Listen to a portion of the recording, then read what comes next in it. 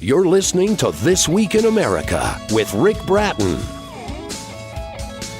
Welcome back, everybody, coast to coast, This Week in America. Great to have you with us on the program today. As mentioned, our special guest is Dr. Ravi Batra. He's a professor of economics at Southern Methodist University in Dallas, the author of 5 international bestsellers. The latest book we're talking about is End Unemployment Now: How to Eliminate Joblessness, Debt, and Poverty Despite Congress.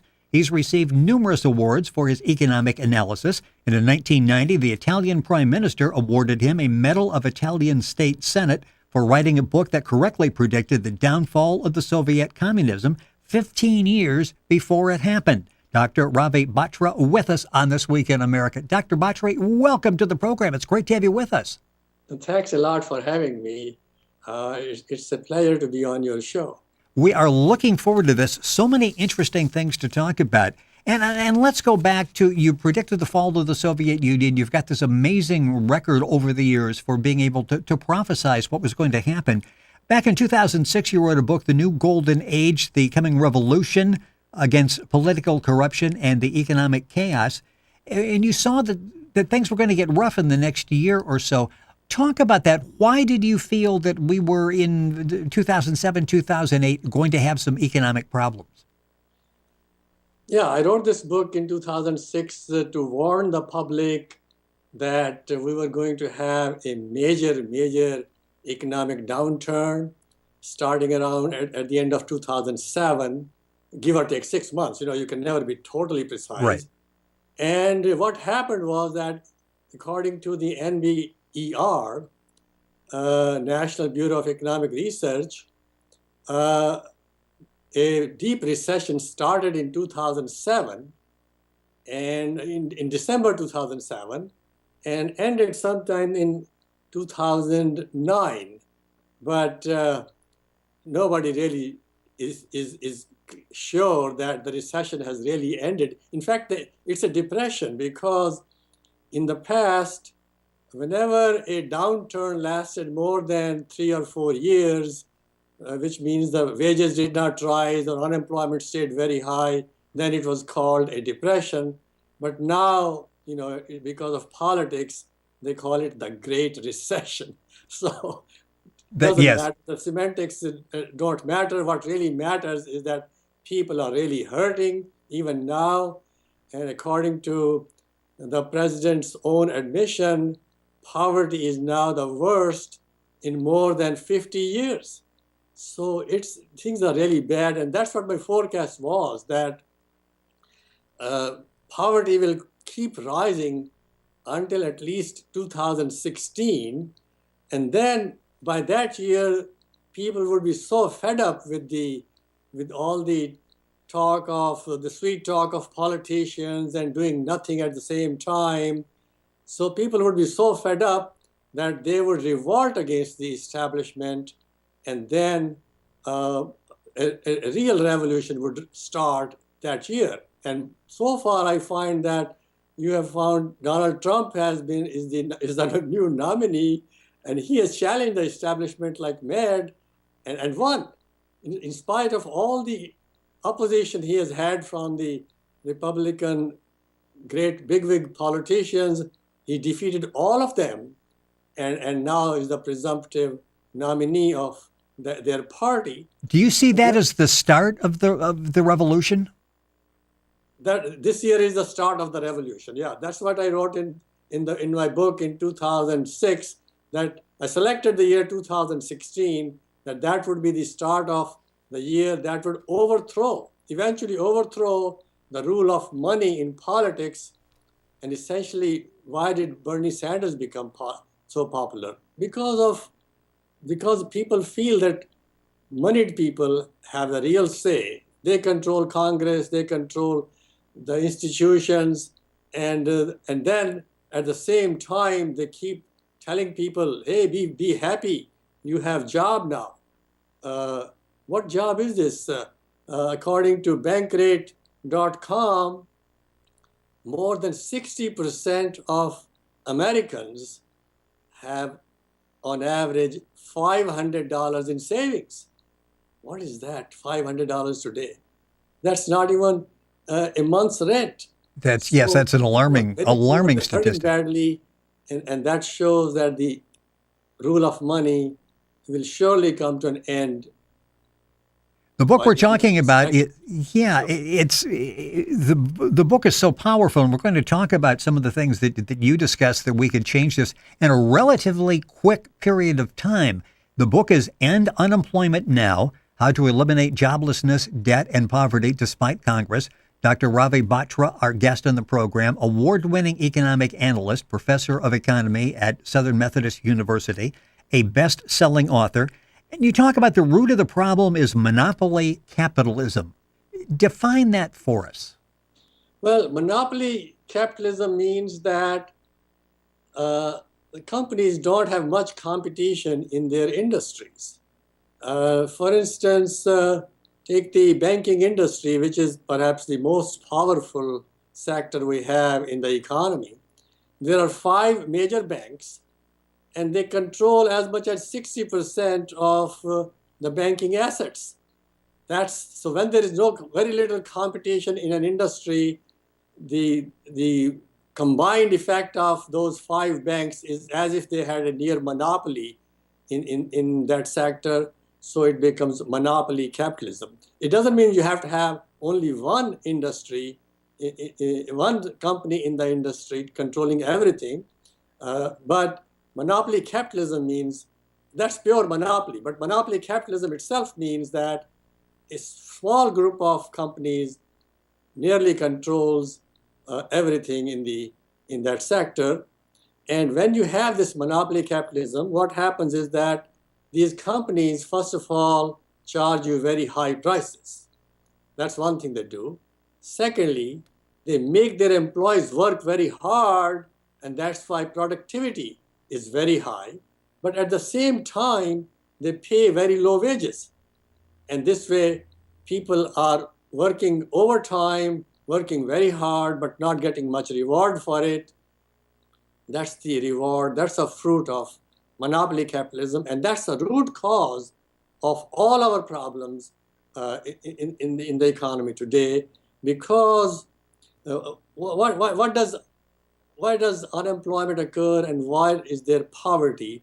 This is the root cause. The root cause is monopoly capitalism, because high productivity keeps production very high. Production keeps rising because the employees are forced to work very hard. And so production remains high, but because wages are low, demand remains low. So supply is high, demand is low. That means there is overproduction in the economy. And overproduction means there are layoffs. People have to be laid off. If companies can't sell everything they produce, then people have to be laid off. And that's the root cause of unemployment. So now the quick solution would be to follow those policies which raise wages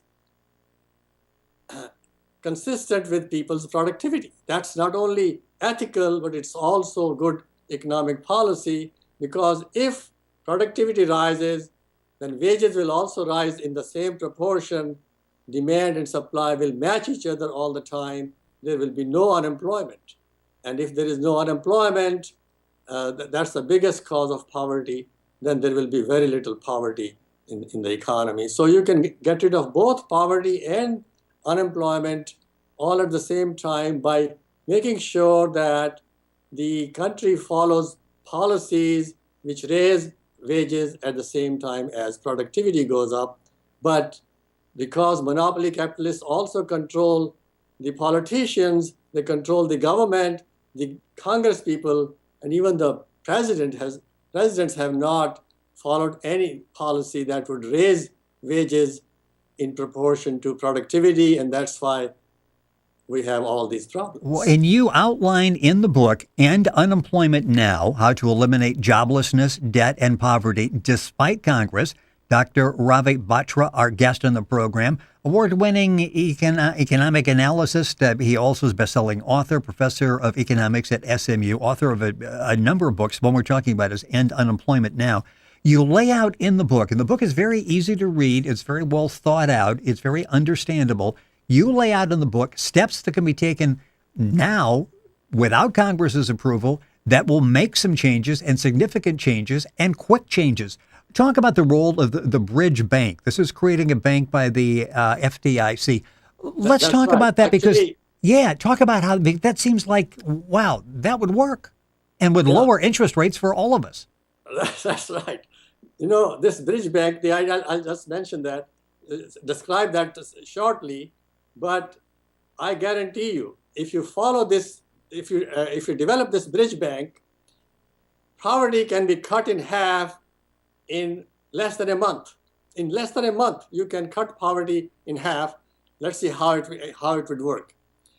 There was a law passed in 1987 that allows the FDIC, Federal Deposit Insurance Corporation, that allows the FDIC to start its own bank and keep it open for up to 3 years. And that law was passed in 1987. Remember, that was the year of the worst stock market crash, and Congress then said, okay, we need to do something to protect the people. So they allowed the FDIC to start its own bank and help the bankrupt banks.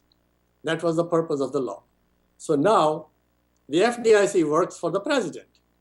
And the president can ask the FDIC to charge very low interest rate because nowadays the banks get money nearly free from the Federal Reserve. So once the FDIC has made a good bank, created a good bank which is solvent, which is not bankrupt, can earn money, then this bank, this FDIC bank, or we call it the bridge bank. That's what the law says. It's the bridge bank. This bridge bank can also borrow money from the Federal Reserve at nearly 0% interest rate.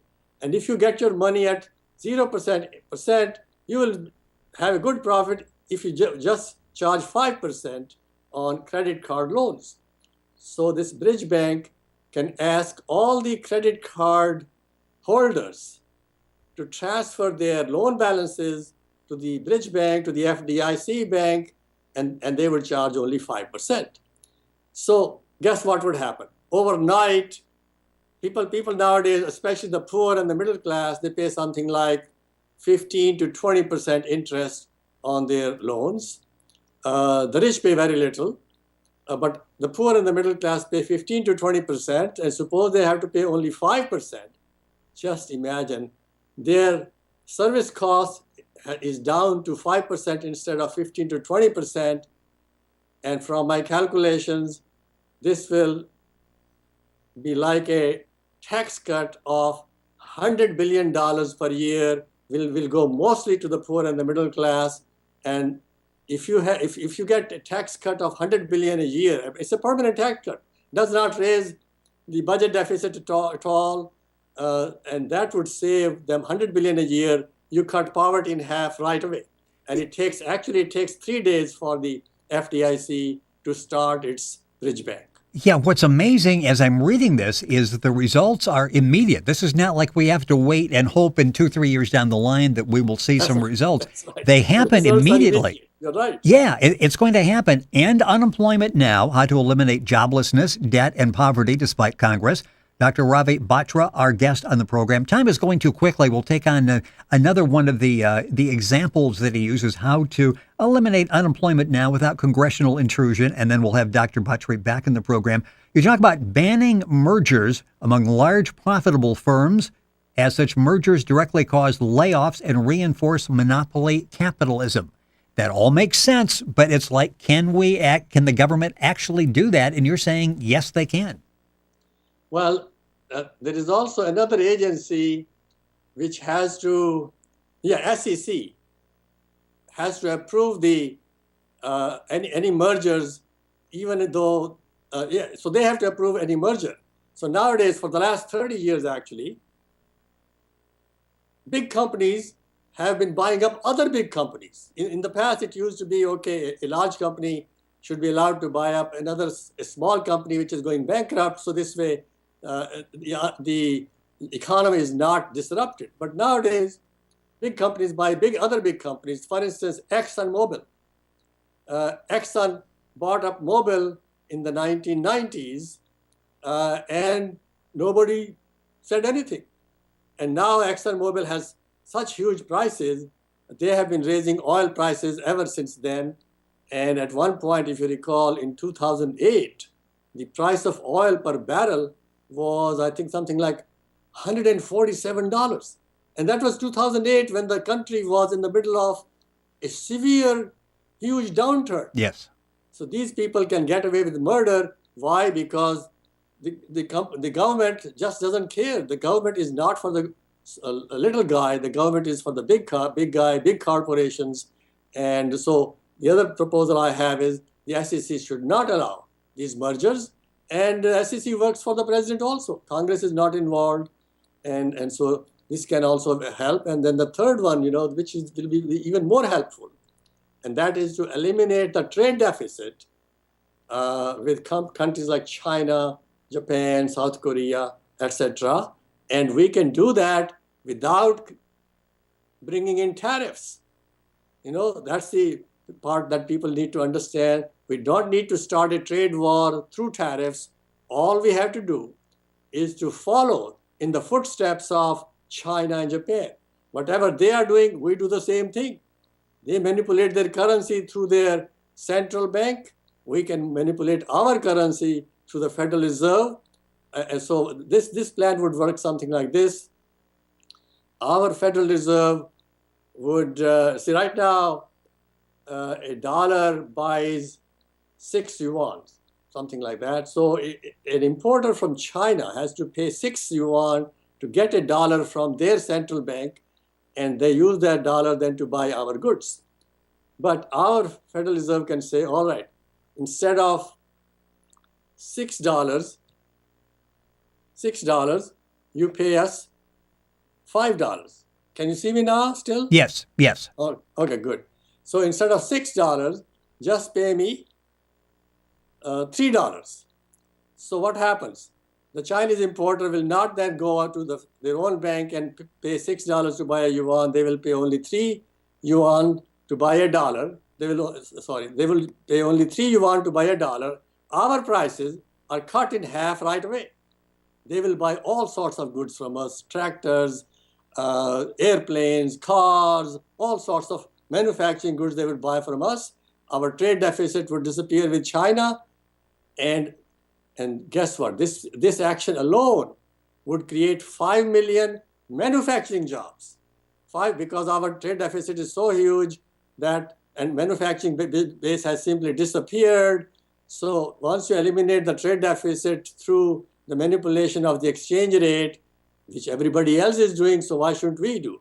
Also, then the trade deficit would disappear within 6 months. That would create 5 million new manufacturing jobs in the United States, and manufacturing is what pays very high wages, much higher wages than other service jobs like restaurants, hotels, Right. transportation, etc.